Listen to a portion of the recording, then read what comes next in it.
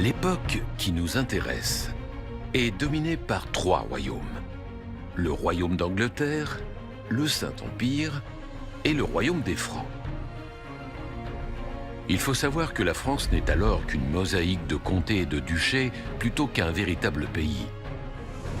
Usant d'alliances et de mariages, les rois doivent sans cesse affirmer leur autorité sur l'échiquier féodal.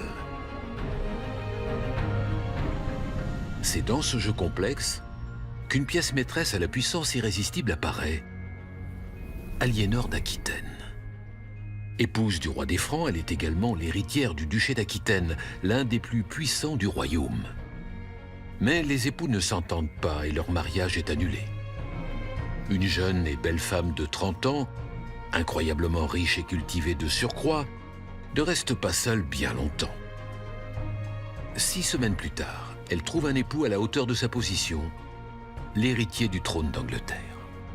Par son remariage, Aliénor offre à l'Angleterre l'Aquitaine, soit le quart du territoire de la France. Roi des Anglais, duc de Normandie et comte d'Anjou, son mari devient donc de plus duc d'Aquitaine. Égal du roi de France, il est aussi son vassal. Plus riche et plus puissant que lui, il lui doit pourtant obéissance. Les rouages se grippent. Dans ce contexte particulier, il suffit d'un homme fort pour mettre le feu aux poudres. À cette époque, il se trouve qu'il y en a deux. Philippe Auguste, roi des Francs, politicien habile et bon stratège. Richard Cœur de Lion, roi chevalier et tacticien hors pair. Devenu roi, Philippe Auguste a une vision politique. Transformer ce puzzle de comtés et duchés en vrai royaume sous une bannière unique. Cette vision résolument moderne de l'État en ferait le plus puissant royaume d'Europe. Mais Richard, devenu roi d'Angleterre, ne l'entend pas du tout de cette oreille. Par sa mère Aliénor d'Aquitaine, Richard a des prétentions légitimes sur une partie du royaume que veut construire Philippe Auguste et il est tout à fait décidé à défendre ses terres. 1199, siège de Chalut. Richard Cœur de Lion dirige lui-même les opérations quand un carreau d'arbalète le touche de plein fouet. Il l'arrache lui-même, mais la gangrène l'emporte en 10 jours. Avec la mort du célèbre roi anglais, notre histoire vient de changer de route. Le deuxième fils d'Aliénor d'Aquitaine, Jean Santerre, succède à son frère Richard Cœur de Lion et devient à son tour roi d'Angleterre. Il peut prétendre au même droit que lui sur les terres d'Aquitaine, mais il n'a ni le charisme, ni le talent militaire de son frère aîné. Face à un adversaire affaibli, le roi des Francs, Philippe Auguste, peut enfin construire la France de ses ambitions. Il conquiert une à une les terres du roi d'Angleterre. Tout seul, Jean ne peut rien faire pour l'en empêcher. Pour vaincre Philippe, il lui faut de l'aide. Othon. Othon IV, empereur du Saint-Empire, ne se fait pas prier. Deux grandes armées sont levées. L'invasion doit avoir lieu grâce à une opération combinée d'encerclement. À l'ouest, Jean doit débarquer à La Rochelle pour attirer Philippe. Au nord-est, Othon, par une marche éclair, doit en profiter pour foncer sur Paris. C'est un piège. Lorsqu'il apprend le débarquement de Jean, Philippe Auguste ordonne de hisser l'oriflamme, la bannière du royaume, pendant qu'il fonce à sa rencontre. Son instinct lui suggère la prudence. Jean n'est pas homme à l'affronter en personne et il est maintenant très loin de Paris, trop loin. Le nord est son défense. Il tient alors le conseil de guerre le plus crucial de son règne. De sa décision va la survie du royaume. Il envoie son fils à la rencontre de Jean et lui-même ira défendre le nord. Deux armées, l'une dirigée par le père, l'autre par le fils, pour la survie d'un royaume. Aucun des deux ne peut faillir. C'est à la forteresse de la Roche-aux-Moines que se joue le premier acte. Jean assiège le fort. Mais la résistance est telle que l'armée de secours a le temps d'arriver. Pris de panique, sans même livrer bataille, Jean s'enfuit. Le roi d'Angleterre aura bien du mal à justifier ce manque de courage à ses barons. Reste Othon. Othon et ses chevaliers teutons. Le 27 juillet 1214, les deux armées ne sont qu'à quelques kilomètres l'une de l'autre. L'armée de la coalition comporte un grand nombre de solides piquets teutons, lourdement cuirassés. Othon IV peut également compter sur une cavalerie lourde, composée de nobles anglais et flamands, mais aussi de traîtres francs. De redoutables archers anglais et de coriaces mercenaires complètent les effectifs. L'armée des Francs est constituée en grande partie d'une cavalerie d'élite, de fougueux chevaliers venus des quatre coins du royaume, bien équipés, vétérans des croisades, fidèles à leur roi. En infériorité numérique, Philippe s'est tourné vers les communes libres du royaume, qui ont envoyé de nombreuses milices urbaines.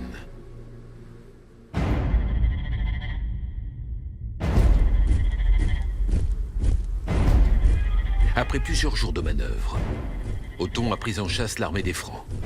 Confiant en sa stratégie, son objectif est de la rattraper et de la détruire. Tout à coup, l'armée de Philippe fait volte-face. Alors qu'ils pensaient anéantir une troupe en fuite, les Teutons trouvent devant eux une armée de chevaliers en ordre de bataille. Au centre, Philippe Auguste, l'ennemi absolu. C'est pour aujourd'hui, et c'est pour maintenant. Il est midi, la chaleur est écrasante. Quelqu'un crie « Mort aux Français !» La bataille commence. Au centre, le rouleau compresseur teuton, les terribles piquets lourds, avancent droit sur le roi des Francs. Ils ont pour mission de démolir les rangs français et de tuer le roi le plus rapidement possible. Les Francs peinent à contenir le mastodonte teuton. Les milices urbaines n'encaissent pas le choc. Sur le flanc gauche teuton, les nobles flamands se battent férocement au corps à corps lorsque soudain, par-delà le fracas des armes, retentit le son terrifiant des trompes de guerre. Le fer de lance de la chevalerie française charge furieusement le cœur des troupes ennemies. C'est le choc. La cavalerie lourde emporte tout. Désorganisés, les Flamands ne peuvent rien contre les chevaliers francs qui traversent leurs rangs de part en part, tournoient et les prennent à revers. Toute l'aile gauche teutonne ne tarde pas à s'effondrer. À l'ouest, l'inverse est sur le point de se produire. Les Francs sont à deux doigts de fléchir. C'est alors que l'évêque de Beauvais se jette de tout son poids dans la mêlée, se taille un chemin jusqu'au chef anglais et, d'un coup spectaculaire de sa masse d'armes, fait voler son aume en éclats. Les Anglais, pris de panique, s'enfuient. Les flancs sauvés, la situation paraît pencher du côté des Francs. Mais au centre, les fantassins teutons sont presque au contact du roi Philippe. Ces 3000 redoutables soldats d'élite ont reçu un seul mot d'ordre, tuer le roi, coûte que coûte.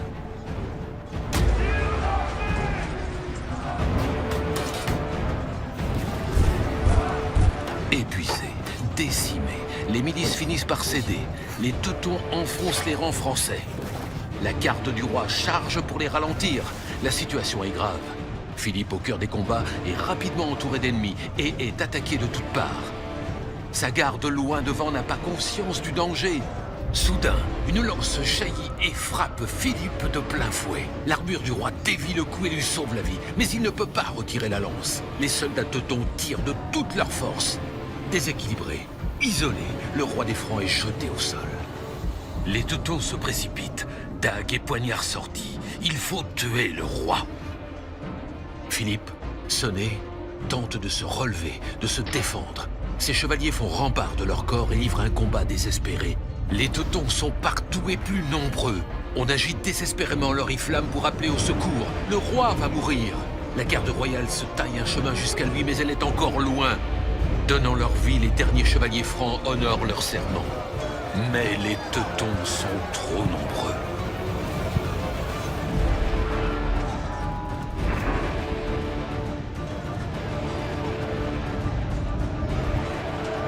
Masses d'armes fracassent les boucliers. Les épées percent les armures. Arrivée juste à temps, la garde royale furieuse massacre les Teutons et remet le roi en selle. Philippe Auguste est sauf.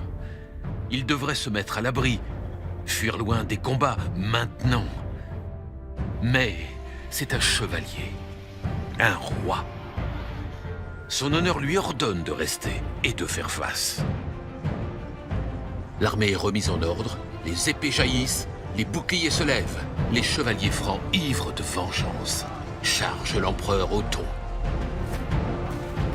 En face, on ne peut que se préparer et attendre. Les rangs teutons volent en éclats. Les chevaliers foncent sur Othon.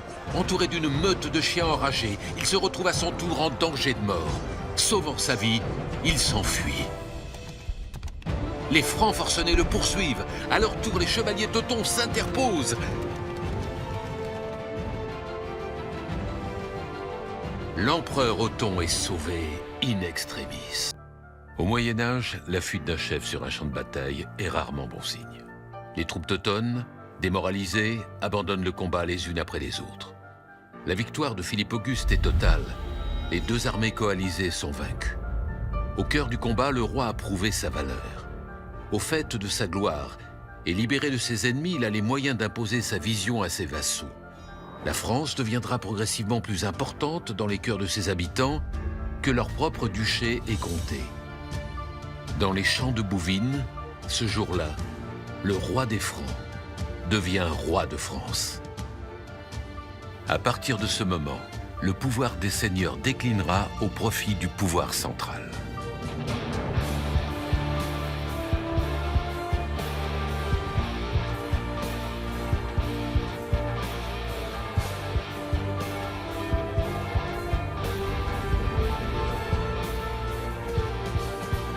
Mais l'Angleterre n'a pas dit son dernier mot. En devenant reine de ce pays, Aliénor d'Aquitaine a donné à son fils Jean et à toute sa descendance des prétentions légitimes sur les terres conquises par Philippe. Rejetés hors de France, les Anglais se rassembleront autour d'une idée fédératrice. Ils sont anglais et se mettront progressivement à parler l'anglais. La rivalité entre les deux pays débouchera sur la terrible guerre de 100 ans. Mais ceci est une autre histoire.